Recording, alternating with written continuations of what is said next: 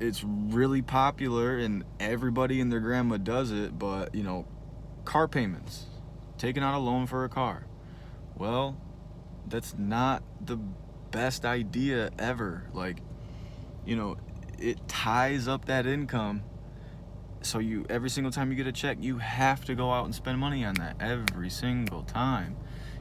Just because that you can afford the payment doesn't mean that you can afford the car. Okay?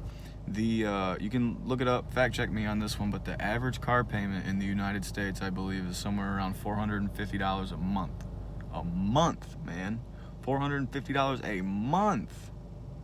And I'm pretty sure that that's not including the full coverage insurance that you have to get when you finance a car. And so then you add in that, and it's like adds up like another $150, $200 a month just for your car insurance. Now you're looking at 6 bills, bro. $500 or something odd like that. You're like, holy crap. And meanwhile, you just went out and got that brand new car that you can only afford the payments on. You can't afford the car itself, but you can afford the payments, right? So, you tie up your income into that car payment, and then you're wondering why you're broke.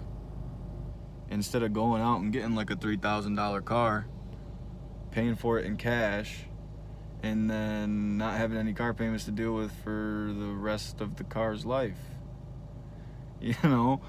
And I can understand that, it is really hard to save up $2,000-$3,000 and then go and find a good, reliable vehicle off of that. But it's doable, okay? You don't need this fancy, BMW, Impala, whatever it is, whatever fancy schmancy car you guys like to drive. Why are you flexing, man? Who are you flexing for, bro? What are you doing? Stop flexing. You're sitting there getting this fancy ass car because it makes you look cool. You're getting this fancy car because you think your friends will think it's awesome. And they will think it's awesome. But they won't know your pockets are light. Alright? And it's like, at the end of the day, you're going to sit here and cry about how you have all these money problems. Meanwhile, you're spending money all willy-nilly to impress a bunch of people that are not you. Like, it makes you unhappy at the end of the day just to go out and spend your money on all these things to try to impress your friends and your family. Since when did a nice car become a symbol of, you made it or you're doing good for yourself? A material item, thing. When did that become a symbol of like success or something like that? Or like you're doing good? Like just because you got a fancy ass car, that means you're doing good? Really? Like I know a lot of poor people who have really nice cars that are not doing all that great. They can just afford the payment, but then they'll go out and get that car and then they'll cry about how they're broke. Like,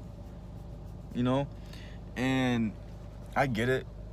You want a reliable vehicle. Well, a reliable vehicle is one that turns on every time and doesn't break down on the road. I'm not talking about a $500 car, guys. Alright, I'm talking about a car that's worth like $2 or $3 grand and it runs and it's good, it turns on most of the time, right?